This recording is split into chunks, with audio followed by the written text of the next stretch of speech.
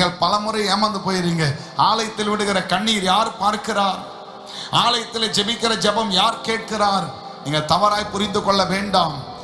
உங்களுடைய படுக்கை அறையிலும் சரி, அல்லது உங்களுடைய வாகனத்தை ஓட்டி கொண்டிருக்கிற போகிற இடத்திலும் சரி, அல்லது நீங்கள் வாஷ்ரூம்ல போயிட்டு கூட ஒரு சொட்டு கண்ணீர் ஜெபத்தோடு விட்டு இருந்தால் அந்த கண்ணீரை கூட கண்காணிக்கிற தேவன், கவனித்து பார்க்கிற தேவன், என்னுடைய ஆண்டவராக இருக்கிற கர்த்தர். பிரியமானவர்களே, ஆல்மைட்டி, அவர் நம்மளை விசாரிக்கிறவர், நம்முடைய ஜெபத்தை தள்ளாதவர், நம்முடைய கூப்பிடுதலுக்கு அவருடைய செவி திறந்திருக்கிறது.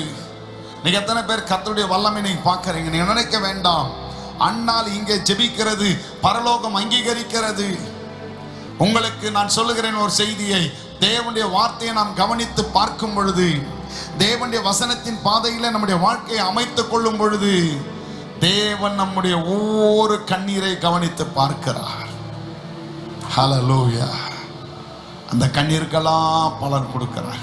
அதான் சங்கீதக்காரர் சொல்றார், 56 சங்கீதத்தில் 8ஆம் வசனம் நினைக்கிற அவர் சொல்றார், ஆண்டவரே என் கண்ணீரை உம்முடைய துரத்தியில் வையும் ஆண்டவரே, அவைகள் உம்முடைய கணக்கில அல்லவோ இருக்கிறது. எவ்வளவு பெரிய விசுவாசம்!